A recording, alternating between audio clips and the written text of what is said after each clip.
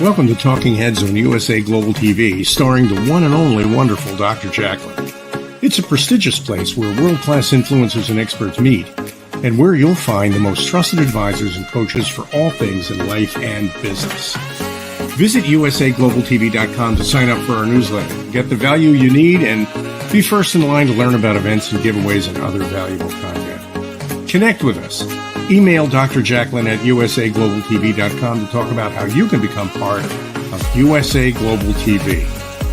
That's USA Global TV, where the doctor is always in.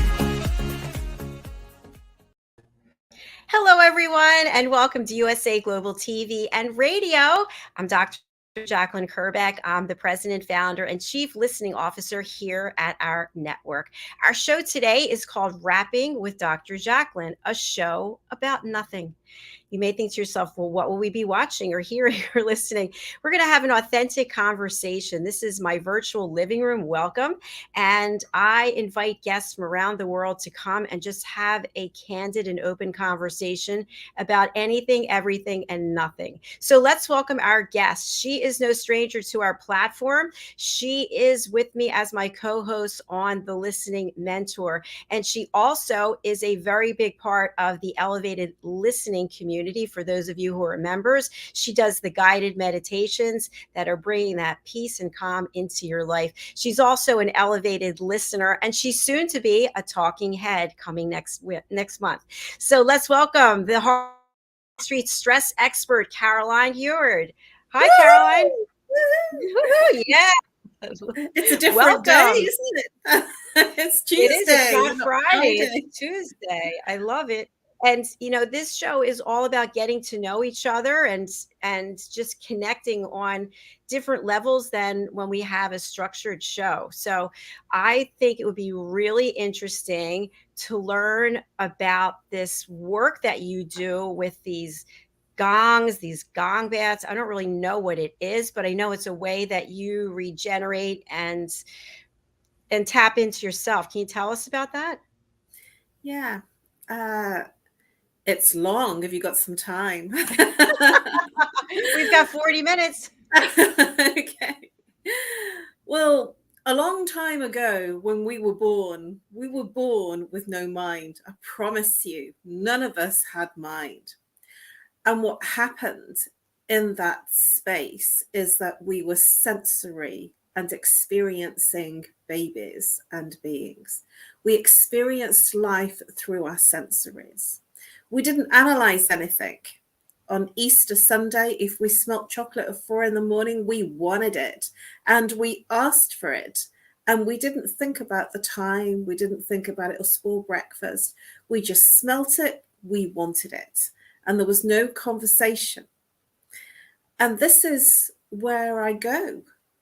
The gongs, the meditation, my chanting, everything that I do takes me to that place of no mind. And that no mind is actually the experience of where we were when we were first born.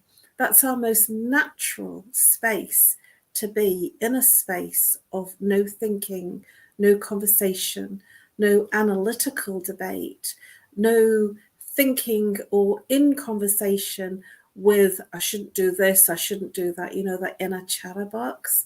None of that, simply being in an experience of literally nothingness, the nothingness of the sensory in terms of experiencing what do we see, what do we hear, what do we taste, what do we smell.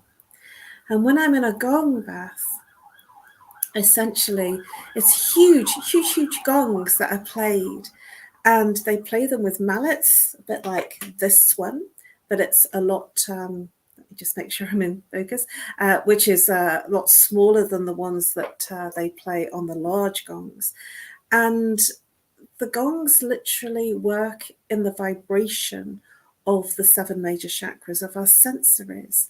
And they literally balance and they put us back in tune with the frequency that each of those chakras was meant to be, the frequency of how we were born, where there is no imbalance, no problems, no symptoms, literally a space of calm and inner peace in every aspect. And so I literally lose myself in the gongs, in my chanting, and in anything that I do in terms of my meditation. It is a place of no mind. Can you imagine that? I think for some people it's hard to imagine. It is. Certainly a lot of my clients that come to see me say, I can't believe you can do that. I can't sleep at night. I wake up in the middle of the night and I just can't get out of my head. I'm thinking about the next day's meeting. And I always say, I not only say it's possible when you come and see me, I guarantee it. I guarantee that you will go into a place of no mind. And one of the skills that I have is that because I've been doing the work for such a long time, I work in alpha level brainwave. So beta brainwave is when we're conversing, when we're really chattering, and alpha brainwave is what I call the duvet moment. You know, when you wake up and you're kind of half asleep, half awake, and you're a little bit, sort of dewy-eyed, and you're thinking, oh, I'm really comfortable to stay here. I've got to get up and, sort of I've got to go to the bathroom, but you're really comfortable. And it's that calm state of inner being. And I call it the duvet moment, where you are very awake and yet very relaxed. The mind is very peaceful. That's alpha brainwave. And I literally speak. I do everything in alpha level brainwave. So when I shower, I'm in alpha level brainwave. And when babies are born, they're born in alpha level brainwave, sensory without thinking. And so it is possible, even through a phone conversation. I've actually had people say, I don't know what it is about you when I have dinner with you or when I speak to you for kind of 15, 20 minutes. I always feel really relaxed. What's going on? What is it that you do? Because we're just talking about normal stuff and yet I feel really relaxed. And even you have commented about, what is it? I feel really zen when you answer a question. And it's because I'm actually speaking in alpha level brainwave. It's not something I put on. It's something that's now part of me. It's who I'm being. You absolutely do have a calming effect, and I think it's your voice as well. So something that just came up for me on Friday, we interviewed someone who is an expert in face reading. Have you ever had your face read? I haven't, no. So I'm interested to hear. Well, when you just mentioned about the fact that people tell you, like I've told you, that you have this calming effect, I have had the ability through my whole life, really, that people just open up and tell me things that they wouldn't necessarily tell anyone else. So people are friends for years, and somebody introduces me to the other person, and all of a sudden the person's telling me their deep dark secrets, and the first person will be like, I've known her for 20 years and she never told me that. So I asked the face reader about this, and she said it's because of my nose, because I've roundness to the tip of my nose, and that because my bottom lip is larger than my top lip, that people know that I will keep their secrets. What do you think about that? Wow. Oh, how fascinating is that? 1-800-SECRETS. Go ahead and call. That's amazing. No, I've heard about face reading, but I've not actually gone into it, because that's a whole level of interpretation and a whole psychology in itself and methodology. But yeah, that's fascinating. Oh, I'd love somebody to read my face.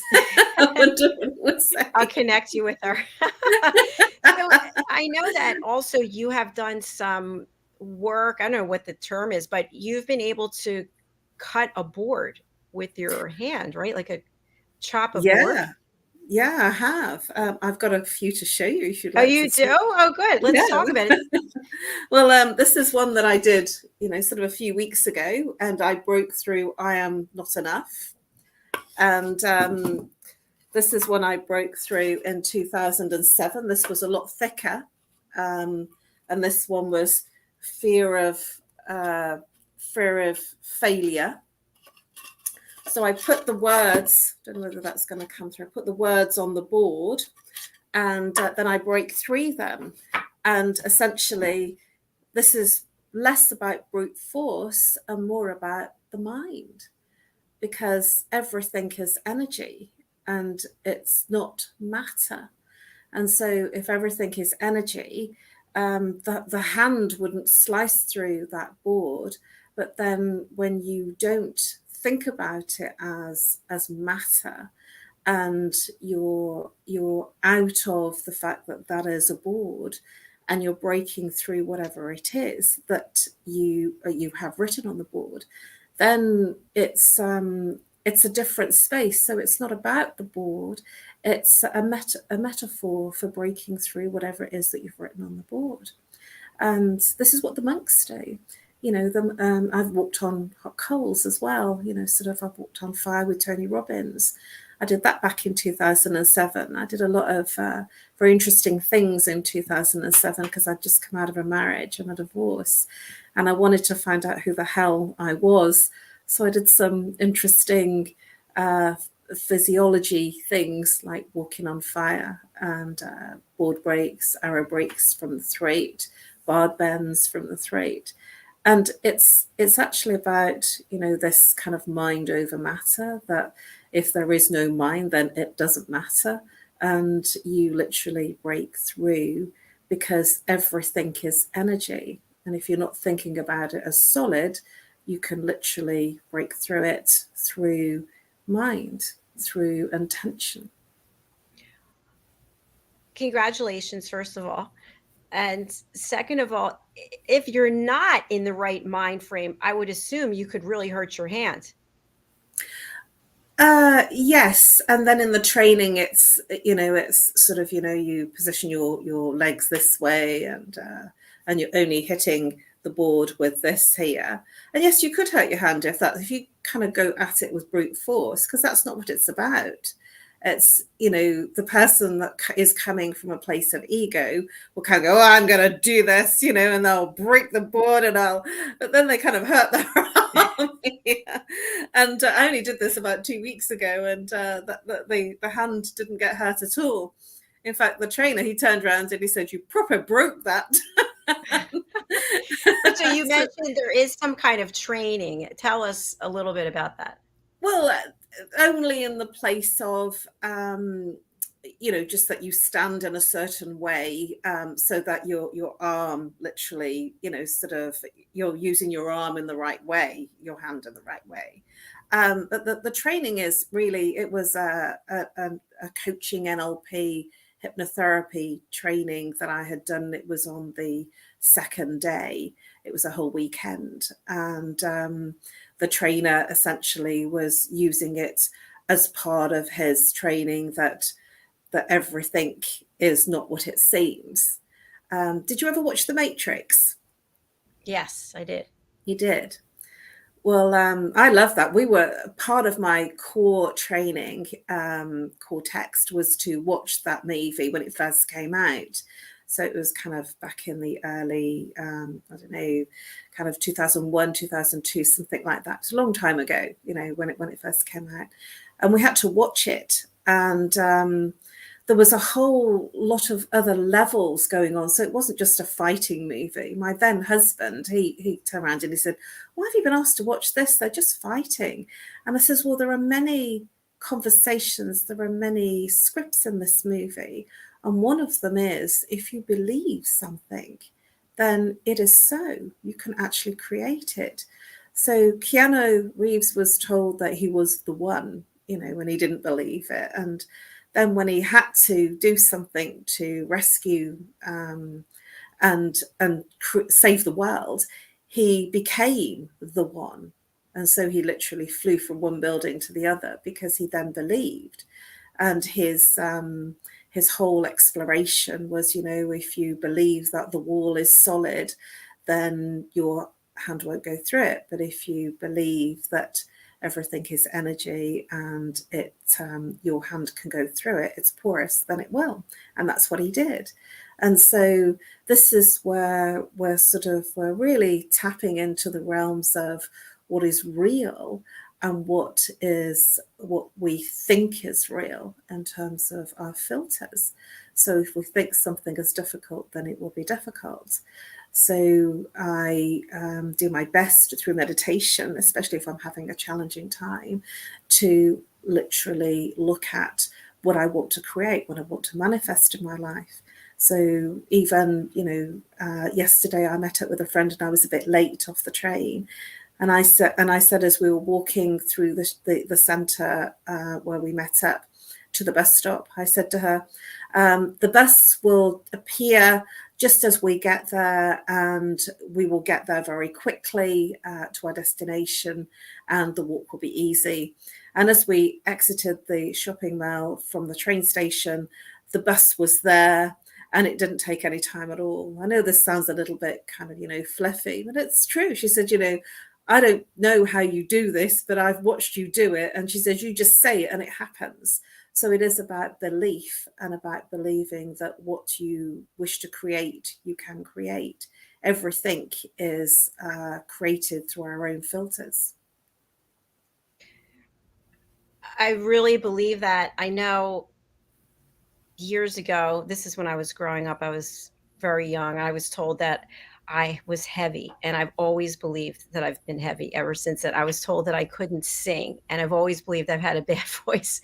And I just recorded a single with Madeline. So it is interesting how we really believe something. And just like you see people who have eating disorders, they truly believe that they're overweight, or or they need to be in control of something. But I know that you yourself have really changed tremendously. You were in the book here, where it's actually over here. Your story's actually here in Adversity to Awesome. You have one of the chapters in here. So you've gone through a transformation yourself. And I'm wondering if the meditation and the gong baths and all those other things have really helped shape and frame who you are today. Oh, absolutely. I'm not the person I was. Absolutely. I've totally changed. So much so that a lot of the people that I was very close to, some very dear friends, I'm not the same. And even though I felt very sad that, I've lost a lot of friends from my corporate world, I am not the same person. And sort of a few of my friends said, we didn't leave you, you left us. I remember when I first went to uni, started studying, and it was much later, and I invited some friends along that I was dancing with, sort of in the clubs and in the pubs, and we would be dancing on stage. It was a very kind of the thing that we did. And I invited them to my end of first year celebration bash, and it was a fancy dress up. And they didn't want to dress up, so I said, well, I won't then. And they came. And they only stayed for about half an hour. And one of the girls stayed back. And she said, I want to tell you why we're all going home. And she said, we don't belong here. We didn't realise that you were educated. And I said, what do you mean? I'm still the same person. She said, no, you're not. We don't belong here. And so that's why we've left.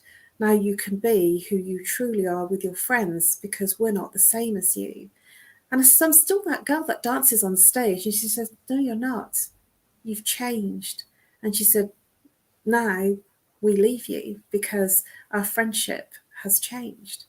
And it was because they saw that I had changed, that they decided that it was me who left them.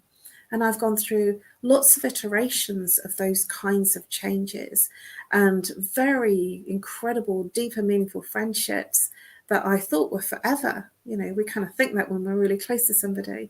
And it's not that anybody did anything wrong. It's just that what happens is life happens, things change. And then when we create space, other people can walk into our lives. And I lost an incredible dear friend. And when that friendship literally broke down because we wanted to be right and wrong and do the blame game, and I really wanted the friendship to last, and we kind of do that stuff. What happened was a beautiful Tibetan monk in robes walked into my life and became my new best friend. And that was within 2 weeks of a very, very beautiful and incredibly long lasting friendship breakdown. So now, even though I miss that friendship, I actually feel that everything is for a reason. and I would never have had that beautiful friendship with the monk that I did. He became my new best friend and mentor and my teacher and my guide. And I just wouldn't have had the space for him if I didn't have that friendship that broke down. You really touched on something that I think many people across the world, especially during the pandemic, as a result of the pandemic, relationships changed, priorities changed, needs changed, desires changed, hopes changed, and many of the relationships that we were so used to have fallen by the wayside. But from what you're saying, that's okay. That's part of life, right? Yes. And I'd like to bring up something else. Have you heard of the term sacred contracts? Yes. You have. Sacred contracts is something that, I'm going to go a little bit woo-woo at the moment, if that's all right with you. Is that okay, Dr. Jacalyn? Of course. Sacred contract is something, if we, let's just take, and this isn't that you have to believe, just for me to explain this concept. If we take the belief that we were spirit and we are spirit and come into a human body to have a human and a physical experience, an emotional experience. So if we just take that in this context of me explaining this, rather than saying, yes, that's what we are, but just for this exploration. And what happens is that when we're spirit, we've actually had conversations with other spirits, before we came down here and incarnated into our human existence. And we made a deal or a contract. And so that could be, well, when we meet, we're going to have the most incredible friendship. And then when you've learned what you need to learn, I'm going to teach you these things. Then our friendship, our contract is over. And then we leave each other. And so we both agree. We say, yeah, that's great. And what happens is that we come down on this earth and we don't recognize the spirit. And we go through that incredible friendship or whatever it is that we had to learn from that person. And then for some unknown reason, it breaks down, it sort of stops working, and we try and make it work. We keep on, sort of saying, well, you did this and you did that and you crossed me. And actually it's because the sacred contract is complete. Both sides of the sacred contract are done. And that's why the friendship or the relationship breaks. But as our human side, our ego wants to be right, wants to make the other person wrong. And so what we do is we then say, well, you did this and you don't love me and you don't care and you shouldn't have said that and you shouldn't have sworn and you should, whatever it is, we find, the ego finds we go into the blame game and the shame game and the guilt game. And whatever it is that we do, we kind of make the other person wrong. And that seems to be the human dilemma of the sacred contract is done. And so the friendship or relationship ends. And I'm now starting to understand a little bit more about why some of the friendships that I've had have come in and why they've ended, even though I'm still human and it's still difficult sometimes to accept that friendship has gone or the relationship has gone. But it's because the sacred contract is fulfilled on both sides. Great points. Thank you. I'm wondering, as a follow-up to that, and I've done this my life as well, a relationship, it doesn't matter whatever kind of relationship it is, it's going south and one person desperately wants to hold on and the other one doesn't. Mm-hmm. And you hold on to things, to tangible things that maybe you were given by the person or you got as a result of going somewhere with the person, or maybe it's cards or letters. Is this a good process, a practice, or is it something that we should also let go when the contract is up? This is a really good point. And I want to share something with you that I did so that it gives you some semblance of how to handle it. the feminine energy particularly, and we're both masculine and feminine. So the feminine energy is the emotional energy, the creative energy. And the feminine energy likes to hold on to things. But the masculine energy just lets go, just kind of, clears everything down. And so when my marriage broke up, and that was way back in 2005, I literally cleared everything. So I got rid of all the pictures, all the wedding pictures, and we got lots of very fancy frames. And essentially I said, well, I'm going to bin them to my then almost to be ex-husband, or you can have them. And because they were very expensive frames and they were good pictures, he says, well, I'm not going to let you throw them away. I says, well, then you can have them. And so can you see that I was in my masculine energy and he went into his feminine energy because he had an emotional attachment.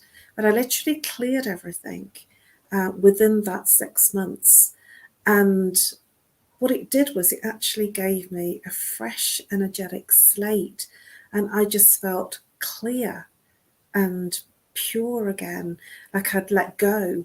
And so, yes, the things that we hold on to have a vibration, it has an energetic attachment. And I remember there was a huge picture, a boat picture on the main living room wall that had a huge big black frame. And I remember taking down all of the wedding pictures and I felt better. And I left this big, boat picture, which I knew was one of his favorites. And I left it, sitting there, and it took up most of the wall. It was huge. And I kept looking at it and I felt there was, I wasn't comfortable sitting in the living room. And one of my friends turned around, she said, why don't you take down that picture? And I did. And I couldn't believe the change. I felt like there was air, like I could breathe again. I felt like there was like spring had sprung. It was most bizarre. So things contain frequency, contain energy, which keep us trapped, however you want to look at it, or contained in the space of the past. And it is about letting the past go, because it's not about living in the past, it's about living in the moment of the current moment that we're in. Thanks for sharing your personal story. One other thing I think is interesting when we talk about that emotional connection or that energy is, if you've seen it, they have it in movies and television shows, but it's really in real life. Someone passes away and one person gets rid of everything immediately. They don't want to see the chair, anything that person was, used or had as part of their life, that has to be gone. And someone else won't throw away anything. They keep everything. It's 20 years later and the room looks exactly like it did when the person was there. Yes, I find that very difficult. When my brother passed away, it was hard for me when things were, being what we call divided up, and, because he had a lot of new stuff and it had to be done quickly. It was challenging for me to have anything. I just said, no, I don't want anything. And, that was because it felt too difficult for me. Whereas from other members in the family, it was much more of a practical thing. Well, I could do with that, and I quite like the TV, and it was. And there's no rights or wrongs at all. It's just how we are able to cope. Some people like the things because it's a comfort and it reminds them of the person. And for some people like myself, it was just really difficult. And my mum gave me my brother's laptop. She says, well, you're the one that's using, the technology. You're the one that's going to benefit from the laptop. And I says, well, what about the children? And she says, no, I want you to have it. And it wasn't that I didn't want any part of my brother. That wasn't what it was at all. It was just that it was difficult. It was challenging for me. And so we all respond in different ways. And there isn't a right or a wrong way. There's just our way. And, I wished I could have felt more comfortable. My mum said, well, the laptop's yours. so I had the laptop. And I have to say that it is what I would call the spare the laptop that's spare rather than the one that I use. And that's because it is the keepsake rather than the something that I use as an everyday. Rightly or wrongly, it feels that that is something that's my way of handling things. But, you know, for others, it's much more comforting for them to have whatever it is that makes them feel close. But that just isn't my way. Thanks. I'm learning more and more about you. And something I'll share with you, as I share with everyone, is we're live. When my father passed away, we divvied up things as well. And he had this beautiful bracelet and his name, Jack, in diamonds. And so I took that, and my jeweler, Margie Cedrone, she added an IE. So it's Jackie. And I love the bracelet because I feel like my dad's with me, but I hate being called Jackie. I just cannot stand being called Jackie. And people I've known from when I was in high school, they know me as Jackie. My mom still calls me Jackie, but other than that, most people call me Jacalyn. But I love wearing the bracelet, and it doesn't bother me with the bracelet. Isn't that odd? Well, that's the emotional feeling of it's all okay. You know, that's you feeling comfortable with your dad is close to you. And so there is no filter on the irrelevance of the name anymore. It's your dad, you know, and that's the piece. You know, for some people that's a comfort. And that's why it doesn't matter that it's Jackie or not Jacalyn. And for me, I kind of, you know, I'm emotional anyway. So if I had something, I'd be crying all the time. You know? Do you have any nicknames, Caroline? Oh, well, when I was young, very young, they used to call me Little and Large. Little and Large. Yes, and this is a real, you know, people that have known me for a very long time since I was at school, they will know that I was very slight at school. You know, I was sort of less than 5 foot then. I've grown a few more inches, but I was less than 5 foot, so I was a pint size.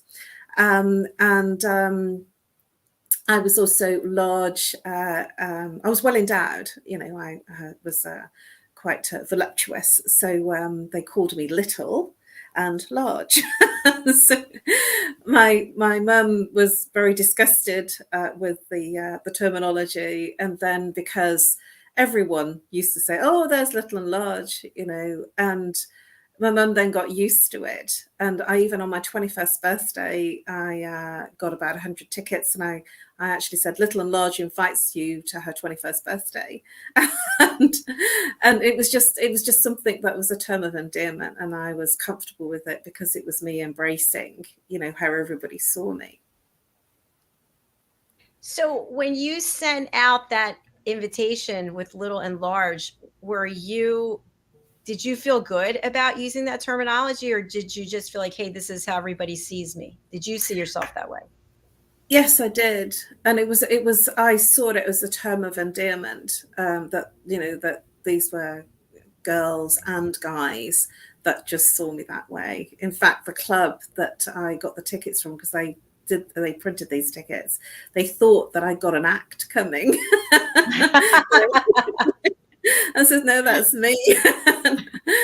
But, you know, it was challenging because I didn't like being large. You know, I quite liked the fact that I was petite, but I didn't. So I always used to cover myself up, and that was something else that people said. You know, that was a challenge for me, that I didn't want to. I didn't like to show up in that way, and so that's something that I've actually worked through.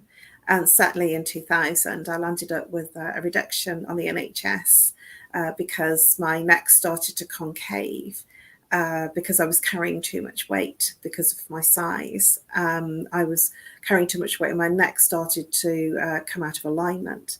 So they put me as a reduction on the NHS because they said if I didn't, I'd land up being a hunchback for carrying so much weight. So that's, you know, and that was a really challenging operation because I landed up having the operation 6 weeks before I got married. And so I was, you know, too large.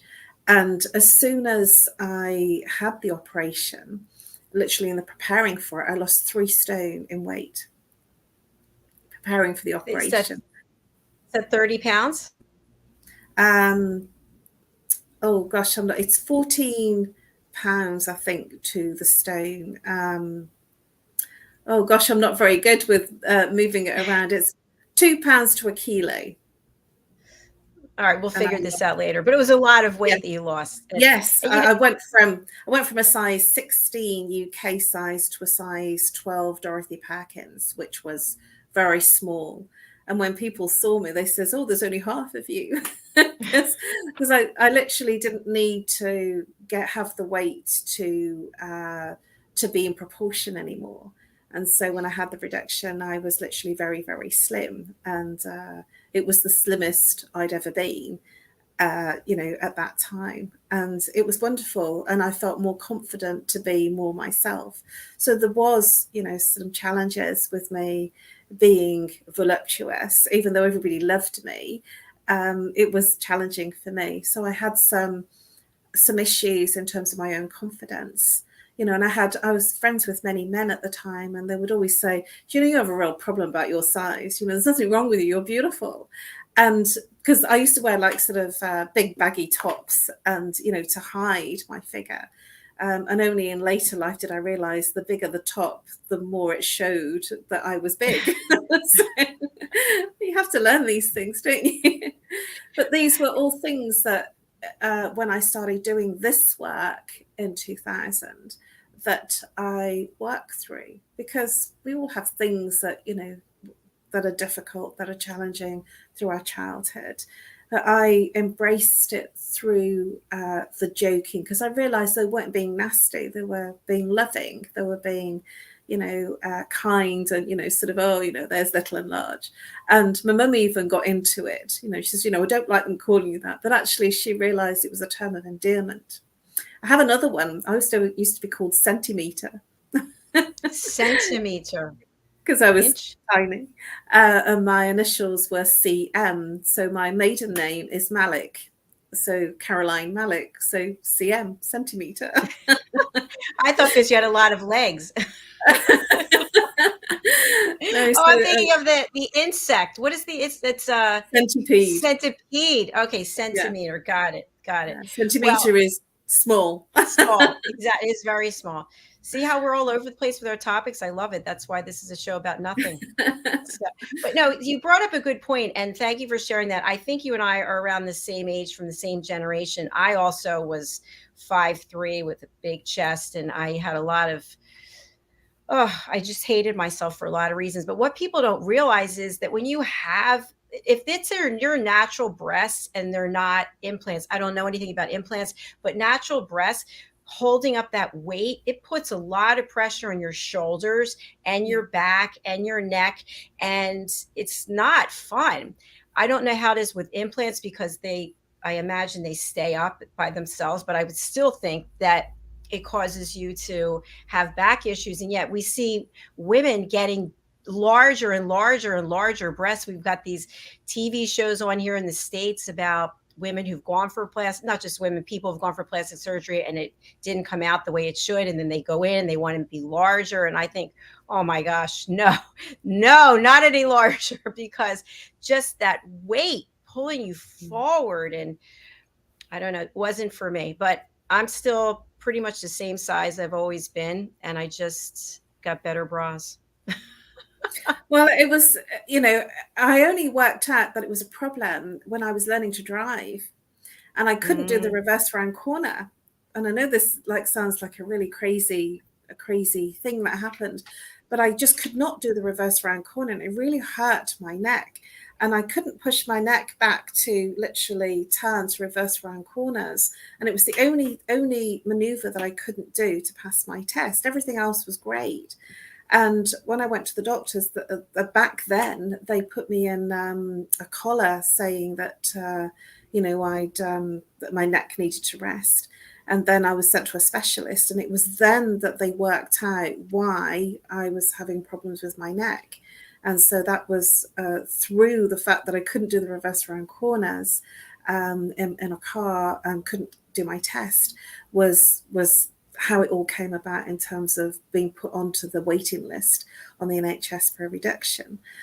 So it all came about not in the way that I was expecting, that I just thought that was me, that was just how it was.